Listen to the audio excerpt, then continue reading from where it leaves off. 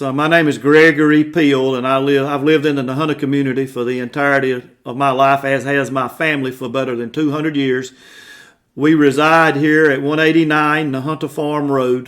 That's a Pikeville address in northern Wayne County, North Carolina. Our family has a history that's steeped in 4-H heritage, beginning with my great uncle Allison Overman, who lived in the Nahunta community. He was a farmer, and he participated in the corn growing clubs, just as many of the girls were in the tomato canning and the canning clubs. And he was a state winner in the corn growing contest in 1916.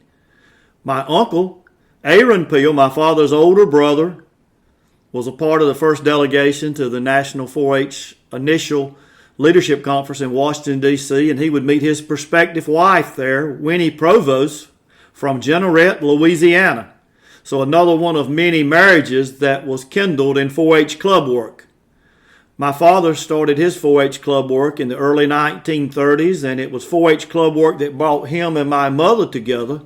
The former Elizabeth Dudley of the Brogdon community of Wayne County, she was an active 4-H club member, and he met her while transporting a group of county council officers to WPTF radio station in Raleigh to participate in a live 4-H broadcast. My aunt, Orbell Peele was active in 4-H, as well as her two daughters, and my brother Anthony was very, very active in 4-H club work, as well as his wife Beth. So our Peele family, our roots run deep in agriculture and livestock production and 4-H and extension, as well as the Nahunta community and also Wayne County. Yeah, awesome. And growing up, what did life look like for you? What was your daily life routine when you were younger? Well, when we were younger, there were 3 or 4 things you could count on. One of them was going to Sunday school and church on Sunday morning. The other one was going to school. We played some ball. We participated in 4-H and the Grange.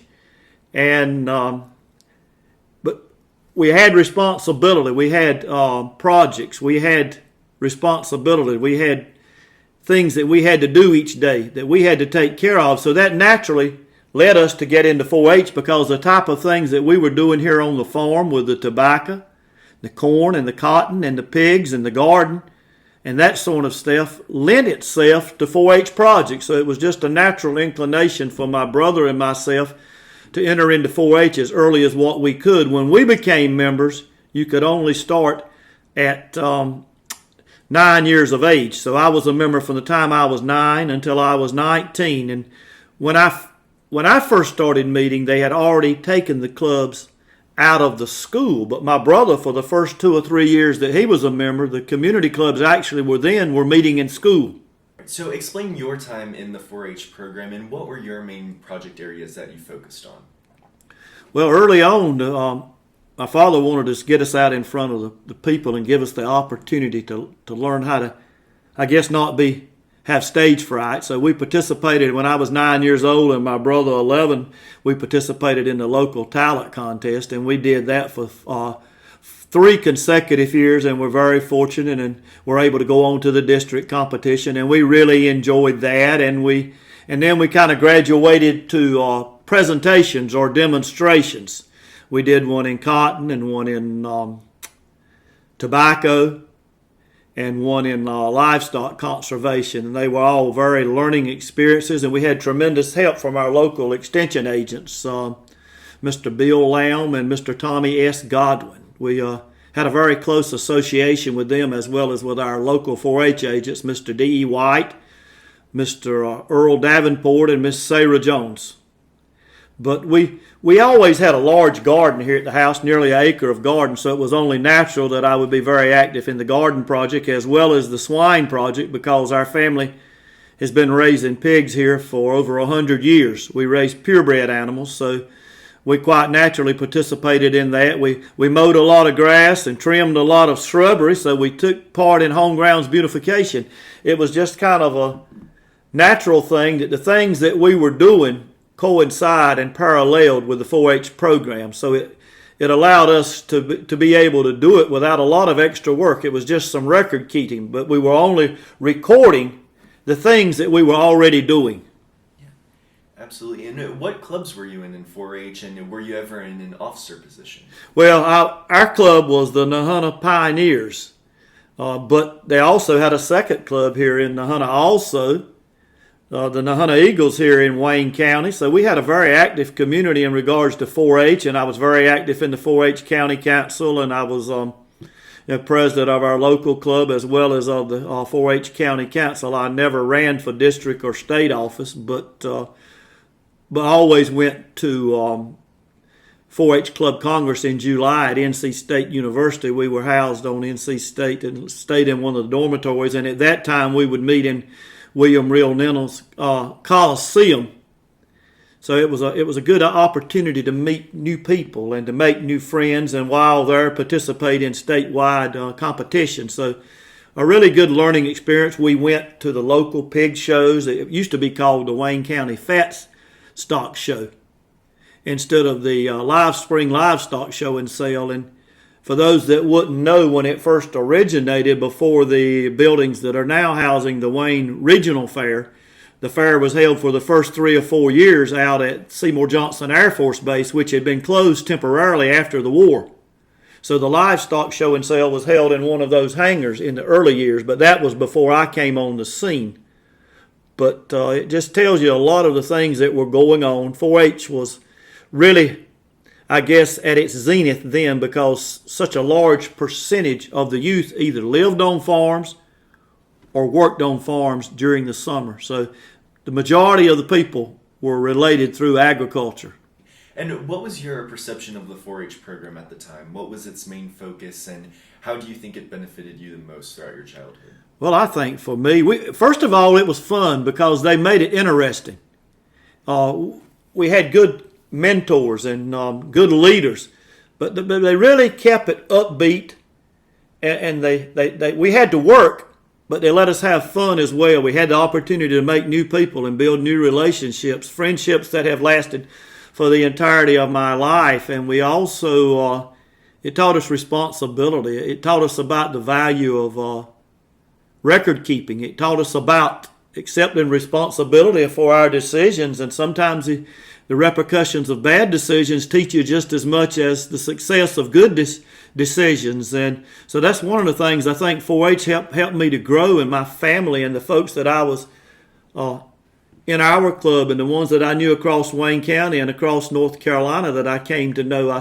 We grew up together, and it was a learning process, a nurturing process, and it was the opportunity for us to learn from one another, to learn from our mistakes, and to maybe make a step forward and 2 back and then 3 forward. It was 4-H. It tells you to make the best better and to use all of your elements, all of your mind, your heart, your hands, your health, your head.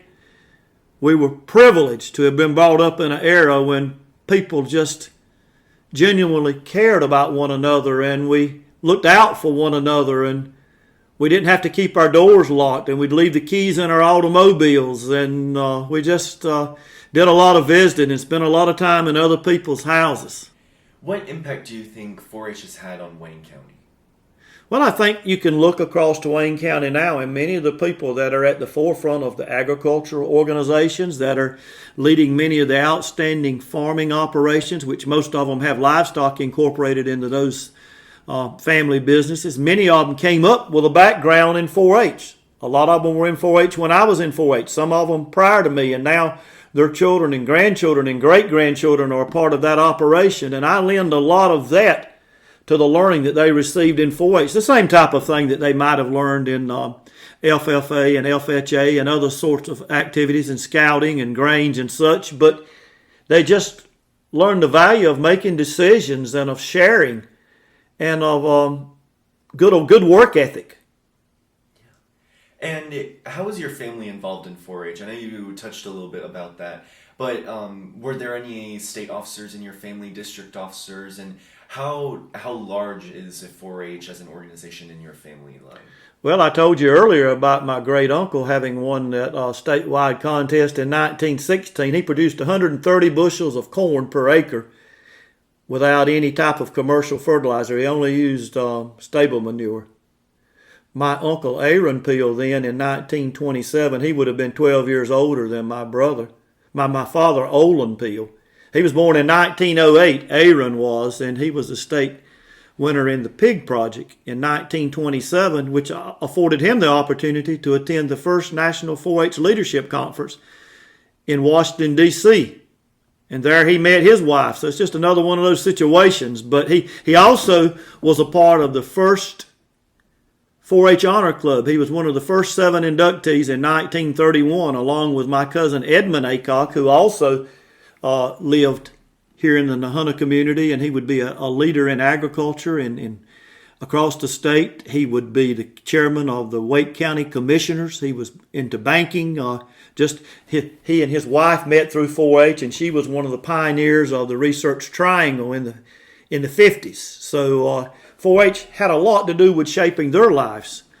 My father started his 4-H club work in 1931, and he would become a 4-H Honor Club member in 1937, the 7th year that members were inducted. My aunt would win a statewide canning contest sponsored by the Ball Canning Company in 1939 with her canning of her garden goods. Just like I said earlier, it was just a thing that she was already doing, but she just took advantage of it. My mother was very active in 4-H club work, and as I stated earlier, my father and her met through 4-H club work. My first cousin, David Peele, was a state winner in Louisiana in the swine project. His brother was a state and a national winner in the agricultural project. My father, the late Olin F. Peele, along with then former Governor Carr Scott, and at that time United States Senator, were selected as the first two 4-H alumni winners in 1953. And that was because of all that he had given back to 4-H. Earlier than that, Mr. C.S. Mintz, who would have been one of the early 4-H agents during the latter portion of the Depression, a group of agricultural leaders and community leaders and civic leaders decided that it would be a good thing to try to find something else to promote livestock production in Wayne County to supplement tobacco and cotton. And in doing so, the Wayne County Livestock Development Association was born in February of 1948. And my father was named the president of that organization and served as its president for the first 38 years. The following fall, in order to have a means of earning money to support these activities and to help these youth organizations and the things that they wanted to do to promote agriculture and livestock production in Wayne County, the Wayne County Agricultural Fair was revitalized. It had gone under during the Depression. And for the first 3 or 4 years, as I stated earlier, it met out at the site of the former Seymour Johnson Air Force Base, which is active again today, but it worked out great during that period of time. And they had that first livestock show and sale and just so many things that evolved out of this. Even in the early 1940s, 4-H was booming in Wayne County, and a group of individuals got together and formed the first 4-H Neighborhood Leaders Organization in the state of North Carolina. And my father would serve as the president of that for the first 3 years. And then just a few years later, when the first statewide organization was formed, he would be the president of that. He also served as the president of the North Carolina Farm City Week. So, and I think all of these things were an outgrowth of his involvement in 4-H and his continued involvement as a community leader through 4-H. The same year that he was an alumni winner, he was also named by the North Carolina JCs as the Outstanding Man of the Year, and that marked the first time that any individual other than a businessman, a farmer or livestock producer, had never won that reward previously. And we just have had a lot of things come our way as a result of 4-H, and I'd like to think a good work ethic, but really 4-H paved the way. We were a 4-H, we were a North Carolina Farm Family of the Year in 1964, and my brother and I were both state champions in 4-H swine, as well as 3 times champion in the demonstrations. And I was a state winner in the Cotton Project, set a state record, all-time state record in 1965. And My brother went to National 4-H Club Congress twice, and I was able to go 3 times, and I was selected as an out-of-state delegate to go to Georgia. And so 4-H has really been a great thing for us. We were able, through our pig projects, to provide live animals, the first shipment of live hogs into the Soviet Union in 1971. And just a lot of things that would never have happened had we not have been 4-H club members, or had we not probably been born into a family that was so saturated with a 4-H way of thinking and doing things. Yeah, absolutely. And I want to go back to what you had explained about North Carolina 4-H State Congress. What was Congress like? Like, what was the duration? What events happened during a state Congress? And tell me about the elections that were going on during. We would go up there on Monday morning. Sometimes it would be Miss Sarah Jones or Mr. Earl Davenport. The agents would drive us. Sometimes leaders like Mr. Thomas West from the Fremont community, who was an outstanding 4-H club member, and his nephews are outstanding farmers.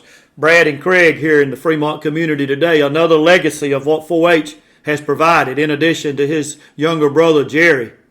Just a shining example of what 4-H did for that family. And other individuals like the Edgerton sisters, Miss Lillian Edgerton Lewis, and Miss Johnson. She was also at Edgerton. They would go too, and they would carry the kids up there, and we would go in and register on Monday. And the activities really start, I think, on Monday night. We probably had the 4-H. I think we might have had the 4-H Honor Club tap in on Monday night.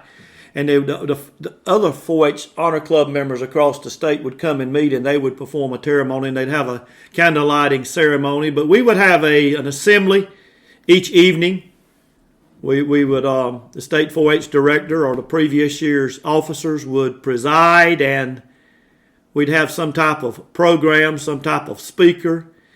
And then starting on Tuesday through Friday morning, we would have an opening assembly, and a gentleman there from a church in Raleigh. He was there every year I was there, would come in and have Vesper services, and we would have another short program. And then we would break up into participate in various activities. If you were in public speaking, or if you were participating in presentations, then you would do that. If you were running for a state office, this provided a good opportunity for people to distribute literature. Early on in the week, in one of the morning ceremonies, we would have a nomination of state officers, and then people would present the slate of officers. And on Thursday afternoon, we would have an election there in Reynolds Coliseum, and each county, I guess according to the number of 4-H club members, they had a different number of votes. And they actually would have a voting process, and one member from each county, the 100 counties, just kind of like at a national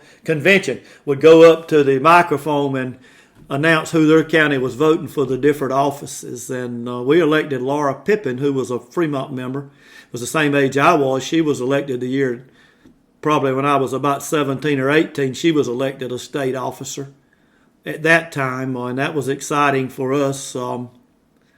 I don't know that my brother or my family, like I said, my father certainly served as a state leader of organizations, but none of us ever ran for state office in the 4-H club work. But it was a good time. We had talent contests. The people that had done well at their county and the district contest would come in and perform one night, and then one night they'd have the state 4-H dress review. At that time, it was just the girls. I've heard since then a lot of time that the guys are participating now, which is all well and good. But at that particular point in time, it was just the very lovely young ladies sporting their outfits, and we always enjoyed that. It was a fun time, and we would go over to Reynolds Coliseum and have an awards banquet one night too, where all the state awards for the previous year for the long-time records and all the awards for the contest that had been held that week would be presented as well. But I think more than anything else, it was an opportunity to make new friends. Even after your time in 4-H, were you ever a club leader? And what club were you focused on, if you were? Well, not so much at the local level, but just trying to assist with things. with the setting up of things. As my father managed the fair, we always worked hard to make sure that all of the buildings were ready for the booths to be put up. Anything that we could do to assist to make sure the penning was correct for the livestock show and sale in the spring, as well as for the show during the fair. And I served on the Wayne County Agriculture Extension Advisory Council for nearly 20 years, and I also served on the committee that helped with the livestock show and sale during the spring and during the fair. And I also assisted the local FFA chapter and the Wayne County 4-H chapter, as well as the judging team for the NC State University. My brother Anthony and I would set up classes, and they would come and look at animals here as they were training to participate in local, district, state, and even national contests. So that was very exciting. I think it was probably in the late 80s I was able to help with a banquet that was held at Walnut Creek, celebrating the history of 4-H in Wayne County, and that was just a really, really outstanding event that was very well attended, and just was a really, really good thing. And I have judged livestock shows and sales. I have judged demonstrations. I have spoken at 4-H a couple of times for the 4-H award winners at the spring livestock show and sale, and different various things that I've tried to do to give back, but certainly will never be able to repay the debt of gratitude that myself individually as well as my family collectively owes to 4-H and to agriculture as a whole. Yeah, absolutely. And you said that you went to National 4-H Congress 3 times, which is unheard of nowadays. What was your experience like going to Chicago? Now it's held in Atlanta, but what was it like? What was the layout of the event? And what were some of the key highlights of Chicago? I didn't mention, I had the opportunity. I was fortunate enough to win the state 4-H cotton growing contest in 1965. With the help of my brother and my father, I produced 1,505 pounds of cotton per acre. The state yield that year was 284 bushels, and that was the highest yield that had ever been recorded. I didn't even know that I was going to be turning it in and would be named a state winner, and little did I know that I could not go to Chicago because I wasn't 14 years old. But I made my first trip when I was 15. My brother Anthony and I had been named state winners in the 4-H livestock conservation presentation contest, and the national contest was being held in Chicago in conjunction with National 4-H Congress. So that's one of the reasons I was able to have an additional trip to 4-H Club Congress. And I think we saw the New Christie Minstrels that year, and the Boston Orchestra. It was just a startling change of culture for a 14 or 15-year-old youngster from rural Wayne County. I went down into the lobby of the Conrad Hilton Hotel, which at that time was the largest hotel in the world. 25 floors took up an entire city block, which the blocks are 3 to 4 times the size of the blocks here in North Carolina, and it was quite a layout, and I was very much in awe. And I went down into the cafeteria area and was going to order me a cup of tea with a meal, and they brought out a hot pot of tea in the water, and I asked them if I could. I would like sweet tea. They brought out tea, and I tried to get it sweet with water, but I didn't have too much luck. And the rolls that they served up there, we could have played baseball with them. They were so hard. But I met professional athletes were staying from the Philadelphia 76ers. One that had played at the University of North Carolina, Billy Cunningham. I was able to meet him down in the lounge areas. It was very exciting. I was able to go again in 1968 as a state and third alternate winner in the National Swine Project. I was 16 at the time, and following in the footsteps, the same thing that my brother and my cousin and my father had gone to Chicago in. And it was a wonderful time. Governor Bob Scott was there with us. He came up and spent a good portion of the week. He was the son of former Governor Carr Scott, who my father was really, really good friends with. So I thought that was very interesting. Just another continuation of the good things that came out of 4-H. 1971, at the age of 17, I was able to go as a state winner in the Boys Achievement Project and was a first alternate national winner. I was just one notch from being a national winner at 17 and still had 2 years of 4-H club work left, but had the opportunity that day when they had the Achievement Awards banquet that morning to dine with the President of the United States. So there's another opportunity, I'm sure, that I wouldn't have been sitting within 75 foot of President Richard Nixon had I not been in 4-H. So it just opened a lot of doors and made a lot of friends, and saw some things that made me know that the world is full of opportunities.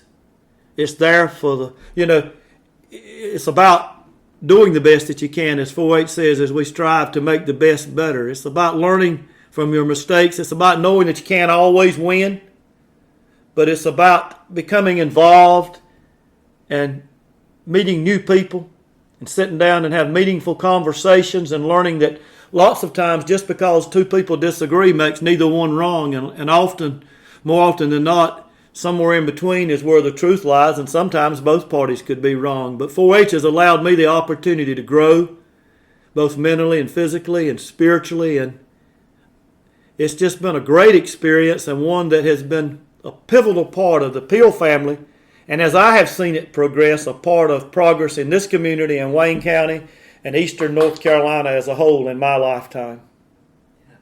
Absolutely, and you mentioned that, again, you have a very long line of 4-H members in your family. How active is your family in the 4-H Honor Club, and how big of a deal was that for your family to be inducted year after year? We've not participated on a state level the way that we should. I get the newsletters and stuff and all that, but, as I said, my uncle and then my father early on, and then my brother and I were inducted the first years that we were eligible, which we held it as a high honor because such a small percentage of 4-H club members are inducted into the honor club. But I keep up with the things that they are doing and try to contribute some financially. But in terms of actually going and participating in the events, I'm sorry to say that I haven't done what I should have. My father was invited on several occasions when he was a community leader and when he was active in statewide organizations. He went up and actually addressed the 4-H Club Congress in Raleigh and spoke to them at some of their sessions. So, but it's a great honor, and sad to say I haven't done as much. I've kind of let the ball down in that regard. Well, that's okay. We'll get you back in. How close were you with the state officers, and what did state officers particularly do during their term? What was their main mission as 4-H ambassadors for the state? Well, I'm sure they had to probably meet maybe on a quarterly basis or such, but as I saw it then, they were somewhat figureheads, but it was larger than that. They were representatives. They were the one that people had their eyes on. They conducted and led the meetings and the sessions, and they represented 4-H in other outside activities or as ambassadors. If 4-H needed somebody outside of one of the local directors or one of the extension agents, then they could step up to the bat and do what needed to be done. But I remember it was a Case Sloop was from Iredell County, and she was a state winner in Girls Achievement the year that I was a boys winner, and she was a state president of the 4-H club, and she was just a great inspiration to everybody. She just had a lot of vim and vigor and vitality, but you could see she was polished, and she was a good leader, very eloquent speaker, and just did a really good job representing 4-H. And I don't think the workload was heavy for those state leaders at that time, as far as I know, but the work that they did was outstanding, and it inspired other people to want to do better and to. Absolutely. And your final question, we're almost done. For a new 4-H member or a 4-H member that's currently just getting into the hang of what 4-H is, what would be your best advice for someone that wants to continue to be in 4-H? I would think a couple of things. Try to find somebody that's a little older. If you don't have a sibling, maybe a neighbor or somebody, ask one of the people if they can put you in touch with somebody that knows a little bit more about 4-H than you. And start out small. Just do something that you're capable of doing. It might be might be one little cooking project for a girl. It might be something with computers. It might be something that's a lot more technologically advanced than the things that we do. But it might be a livestock project. You never know. What goes around comes around. We still have a very active livestock community and activities here in Wayne County. But I would say find something that you like to do and try it. If it works out, great. If it doesn't, you've learned from it. Try something else. But it will teach you to stick to something. It'll teach you about good work ethics. It will teach you about making decisions. And it'll teach you responsibility, because as you get into older life, it doesn't take you a long time to recognize that ultimately we're responsible for our decisions and the repercussions of those decisions, whether they're good or bad. And 4-H does nothing but help to develop good decision-making habits, good work ethics. And I think the biggest thing, perhaps more even than that, in 4-H are the people that you meet, the relationships that are developed, and just the lifetime friendships, and the way that helps you in the way that you think, and the people that it gives you the chance to have a network with and to lean on when things become really difficult. To bounce ideas off of, and to just spend time with, and to learn one another, and to learn to care about one another, and to be able to help someone, because life is not just about me. It's not just about you. And it brings in and encompasses more than just you and your individual family and what your desires and what your hopes are. And I would like to think that in and through 4-H club work, you're presented the opportunity to open new realms of opportunity, to open your eyes to visions that you previously would not have even thought possible. All because you took that first step. You become involved. You were willing to take a chance. Are you always going to be successful? Of course not. Will you ever be ultra famous or financially really rewarded? It's hard to say.